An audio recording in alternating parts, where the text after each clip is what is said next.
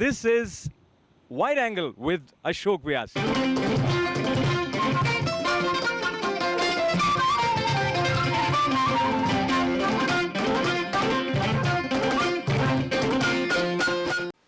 Namaskar, I'm Ashok Vyas, and today we have the pleasure of talking to someone who is finding balance between, call it modern life, and if I call it ancient life, that probably would not be the right way to refer to the spirit which is unfolded for us by Vedanta, by Guru Parampara, by the very essence of that which we call as Bharatiyata. It's my pleasure to welcome Dr. Balaji Srinivas with us today. Namaskar. Namaste. Balaji, you were in New York, Chicago, in the field of academics, in the field of finance, and then you moved back to India. So, share with us your journey in terms of these steps, external steps, as well as the internal journey in deciding to go back. Okay. I grew up in Calcutta, and then I came to America in 1985 to study for my undergraduate, and I was studying in California. And then after my undergraduate days, I got married, and both my wife and I, we went to Chicago to study for our respective PhDs. And we studied at the University of Chicago, and there near the university is the Ramakrishna Ashrama. So because it's so close, just by chance, we got close to the Ramakrishna Ashrama. And I suppose that was, in a way, the beginning of getting to know some of the Vedanta literature and all those things, as well as, some of the formalization, as you call it, of communicating with the Lord. And then after that, we came to New York to work for a couple of years. Then we thought we would go back to India to sort of, not sure why, we had a child and we wanted our child to grow up in India. We went back to India. I'll just sort of rewind back in terms of the communication. Sure. You said you came to work in New York, and I believe you were working in Wall Street. Yeah, I used to work for JP Morgan those days in New York. And so after my PhD, I did a PhD in mathematics at the University of Chicago. So then we came to Wall Street to work in finance. And so I had a connection with Ramakrishna Ashram. I remember when I first came to New York, I even stayed in Ramakrishna Ashram while I was looking for a house to stay and all those things. Then we went back to India, but we lasted in India only for about 1 year. Then again got transferred out to Hong Kong and Singapore. Then we lived in Hong Kong and Singapore for another, I want to say almost 8-9 years. Then in 2005, finally, we came back to India. That time, definitely, we wanted to. I was keen. My wife was also keen to further our spiritual growth or something, at least external spiritual growth. So we came to Ramakrishna. We came to Bangalore because we knew there was a big Ramakrishna ashrama there. But that inspiration didn't come from there at all. It came from somewhere else. And so when we came back, we then got in. Then by just a set of circumstances, we managed to meet and become acquainted with the really the traditional Indian masters. And I guess that is also when a lot of things became, when a lot of the development until there got put into context and got understood clearly. So just to understand it in the context of the totality of our quest to know who we are, etc. And then I just want to see, is there any connecting thread between your study of mathematics, your being in the field of finance, and then call it the study of spirituality or practicing spirituality. So the mindset which a mathematician have, first of all, one would assume that if you're doing PhD in maths, maybe you will go further in the same field. Most people who do PhD in maths, they decide to go and teach mathematics or do research in mathematics. Our decision for not doing that was to do more with didn't have a very optimistic view at the time of being in academics in India, and we wanted to be back in India. So we thought we'd sort of, and then it was quite easy at that time for mathematicians to work in Wall Street. So all those conditions put together sort of took a confused decision. But those decisions, they are not really in our hands. So, but we took a decision nonetheless to go to Wall Street. But as far as mathematics is concerned, of course there are the spiritual path take people down different roads depending upon their nature. And if you are a mathematician or if you are a scientist, you have a analytical nature. Naturally to you it comes analysis, and mathematics is a very systematic branch of science. So you have a very systematic way of thinking about things.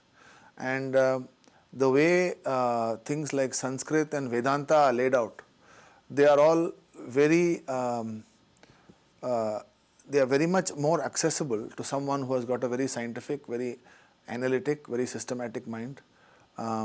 But that systematic mind has to be it has to be blended fully with equal measure of some faith and some upasana. Otherwise, you can of course take a very purely academic approach towards Vedanta and Sanskrit. But the masters will always guide us, have always guided us how to use that analytic tool in the best way possible, so that it doesn't let you get stuck up in some technicality and always keeps you progressing.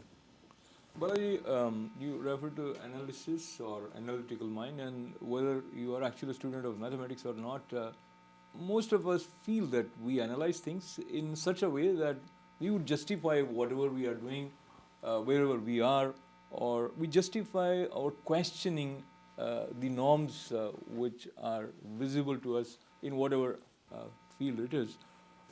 Talking about analyzing, and many people feel that I know everything.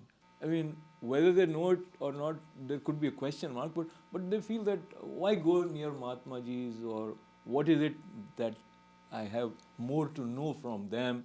And then also they have certain way of analyzing the way spiritual flow is happening. Of course, keeping many examples where things have been negative, and then of course their ego. So just giving all this to you. So when you mentioned that then you got into contact with the tradition of masters of India, so this analytical mind and that level of acceptability where you felt that you are in that presence, I mean, you must have also probably consciously or unconsciously passed through a process of analyzing that this is something significant or profound that is happening. Yeah. So I mean, it's quite simple. You say you're driving a car down the road, and you have a good vision, and the road is clear in front of you. You probably understand pretty clearly how you're going to keep going down this road, exit after exit, and keep driving down the highway. Whereas you're driving from New York to California, and then someone has to give you some indication that California is out there, and in the big picture, you cannot just keep driving exit after exit. You have to have some direction and some plan, etc. So I think every intelligence takes you to the next stop, and then you need some kind of boost to use the same intelligence to get to the next level. And the Vedantic vision of life is for someone who's endowed with intelligence and faith, it's so clear and so well laid out, and also recognizing its limitations, it takes you it promises to take you as far as it can take you in such a transparent, in such a clear way. I think when I talk about analysis, I don't talk about just analyzing my situation or analyzing people and things around me. I talk about just figuring out what is the way to tune myself and to lead my life in a way so that I can optimally progress within the limited parameters available within this body to us, right? So that is the vision that is laid out very clearly by the masters, and we don't make any difference between the Upanishads and the masters. They are all the same for us. So they lay it out so clearly what is the scheme of life. and they lay it out in a timeless way. Namely, they are not asking you to sort of live in some way that is stuck in, I don't know, either 1920 or 13 BC or something. The vision is clear and is applicable to today. Living in New York City, you can live that life. You want to elaborate a little bit on that if I'm listening to you or I have someone telling me that Vedantic vision lays out clearly the scheme of life and how you should live. Yeah. And also I want to underline the word you said, optimal use of this body mind probably. No, body mind, I don't know. Like we're all going to die one day, right? So, question is in that what is somewhere inside you, there should be, there is at some point, I guess, in every spiritual sadhaka, some burning desire that there is something that I want to know, and I would like to know that in this life itself. I think that is a strong basis for being able to go forward, because you must. If I didn't feel that, I don't think that I would spend the kind of time and divide my time in the way I do it, unless I really almost desperately feel that there has to be something that I need to know, and I need to know it, if possible, just right away. So that sense of urgency is the impetus. But then that impetus does not come from any manipulation of your mind or from artificially created desire. It beats deep inside, and it can live and it can grow by the grace of your master.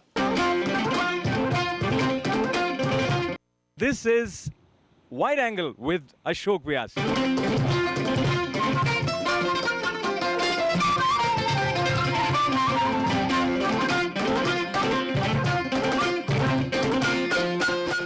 So, I think that is as far as the urgency is concerned of this body or mind or whatever. And as far as the other question you asked about this Vedantic vision, that is somewhat much more well known. People may not accept it, but it's pretty well known, how you must look at the ashram that you are placed in. Should it be a student, or should you be a married person with children, such as I am, or should you be a person who is ready for your children to leave home, and how do you deal with that transition? Or should you be a person whose children have left home well settled, and you are now have a lot of time to yourself? How should you best use that time? These things are laid out very clearly, and of course with the help of a guru or with the help of your own intelligence, you can figure out how should you adapt these suggestions to today's day and age. Sitting in New York, talking to you, taking advantage of what you just said in terms of the urgency to know what is there to know, and these kind of questions, they are very, very relevant for few mind, and they appear to be something impractical for certain people with certain mindset. Yes. What do you think in terms of this desire and the assurance that that which there is this urgency to know would be known, and pursuing whatever is available to you, and focusing on trying to know this, it appears a little vague when you see from a distance, not sitting in your shoes. Yeah. Unfortunately, I am talking what sounds like it's a pure philosophy, and we are not in that tradition of some pure philosophy. For us, the Lord is living, breathing, and we experience the grace of the Lord. So this question that this appears to be unreal to some, if it's unreal to you, naturally you won't go down that road. A person only goes to what he's inclined to do. So, by what do the gurus do? Whatever your natural tendencies are, the guru understands how to cater to those natural tendencies and use those natural tendencies to bring you closer to the Lord step by step. Whether you call it Lord, whether you call it some unknown thing you want to know, whether you call it Atma, whether you call it, I don't know. that is a matter of detail. But what the Guru is able to do is able to look into your heart and understand what it is that drives you, and then understand what is the intensity of your desire to know, your desire to communicate to the Lord, and then help you within that scheme, not to put something that is, you know, pulled out of his own imagination. So, just to make it a little more concrete, I share this small booklet called Walking with God, and this is of course by Swami Ishwaran Giriji Maharaj, and it's also based on your notes taken during a shivir. So, Yeah. if we refer to the way Walking with God experience is laid down in this book, Yeah. I believe there are suggestions that many times we are denying Him. So, Yeah. Well, so if you ask the question from that perspective, you know, if we are communicating with the Lord, or we are trying to communicate with the Lord, and we feel there are two sides to communication. There's our side and His side. We have to accept the Lord, and the Lord must accept us. Whether the Lord accepts us or not is not in our hands. But it is in our hands whether we accept the Lord. So once, I mean, it is not that some people have an idea that someone going down the spiritual path will suddenly become some perfect person and not have any faults in his personality, and you know, suddenly be this holier than thou person. It's not like that. But internally, there must be an internal dialogue inside yourself where you are carefully examining each of your actions and each of your thoughts, and trying to make sure that what you call the Lord shouldn't be some tremendously limited thing. Let us say there are some people who are angels in the puja room and there are demons outside. That person is not communicating with the Lord in any way, you know.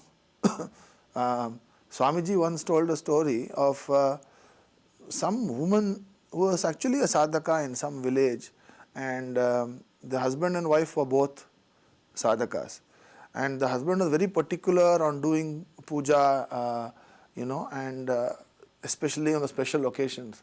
And it was on, I think it must have been Navami of the Sharad Navratri. He did the puja, and Vijayadashmi puja he wanted to do, but he has office, so he had to come back and do the puja in the evening, and it got late. He had told the wife to keep all the things ready and in a very particular way, and she knew it.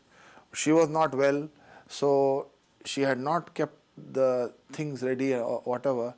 So the next day, when she came to meet Swamiji, she had bruises and all on her. And it turned out that this guy came back and he was so wild, he beat up his wife. And so the same mother he is worshipping in the shrine, he is abusing outside. So, you know, now that would count as a denial of the Lord, because you can't say that I have accepted the mother as my refuge and also continue to behave like that. But then that person also, there must be some evolution, and you know, the fact that he was with the Guru and somewhere he will also grow. But denying the Lord would be your inability to sort of carefully examine what exactly you are doing. These things, the steps towards the Lord, the real steps towards the Lord, they too take work on our part as well. so the work that is required on our part, many of us are probably not doing justice in that direction. That's why there is so much confusion, and we always have heard, and we still say, and I don't deny that India is a divine land. But even in India, there are many people who find themselves, they are lost in terms of direction of reaching to the point where they have harmonious equilibrium with themselves. Talking about it with respect to the values which are unfolded by Sanatan Dharma today, and you gave a talk in New York about this subject, referring to Upanishadic Vakya Satyameva Jayate also. Share in your view where we stand when we say Sanatan Dharma today. Yeah. I think most people are confused simply because simply because of lack of guidance. You know, somebody's father has got some idea of what is in the Upanishad. That person, that father might himself have not read Upanishad. He might have read some condensed version somewhere. He might have picked up some phrase that appealed to him. That phrase will suddenly become the person's mantra, the father's mantra. So maybe he was living, maybe he has come to America so many years ago, lived a very one-sided life based on some notion of religion or value that he took away with him. Might have been one-sided. Then he brings his children up that way. And the children grow up thinking, I want to have nothing to do with Hindu religion because that is what my father has told me. As it turns out, what the father has told him has itself nothing to do with Hindu religion. So religion, whether you call it religion, these values are actually Indian values. I don't think you have to put them and bracket them with any particular sect or any particular religion. It's an Indian value. But then that value has to be, we're talking about Satyameva Jayate. That is on every piece of currency that every Indian uses to buy bread and milk. So, you know, it is nothing Hindu about it. But if someone wants to convey to their children what that means, then that someone must himself have some breadth of vision so that he doesn't convey it in a way that creates a narrow-minded next generation. So to understand those things, a person need to have either been exposed via reading or listening to someone who knows more than him and someone who can explain the whole context to him. And then more importantly than hearing it, he must have thought about it and processed it in his own life so that when he talks about something like this, he comes across as real. You know, if someone says, I am talking about Satyameva Jayate, one thing is to say, oh, that means you've never told a lie. I cannot claim I have never told a lie. But if it means you have no idea what this thing means at all, and if you are not living and if you have not been seen, when someone observes you closely as someone who is trying to live up to that ideal, nobody will take you seriously, whether you are a friend or a guru or a father, you know. And I think that is why the next generation gets confused. So I think the best thing over here particularly would be to have, like you all are doing in these satsangs, where somebody who knows a little bit, maybe only 2-3 steps ahead, but everybody gets together, talks, and then there is some discussion, some vimarsha, where everybody shares their views and gets a chance to reflect upon these so-called Vedic sayings and what they mean to you, what each person thinks it means to them. And just talking about it in the presence of intelligent people will hopefully, with the grace of the Lord, will hopefully lead to an introspection that leads to improvement. This is Wide Angle with Ashok Vyas.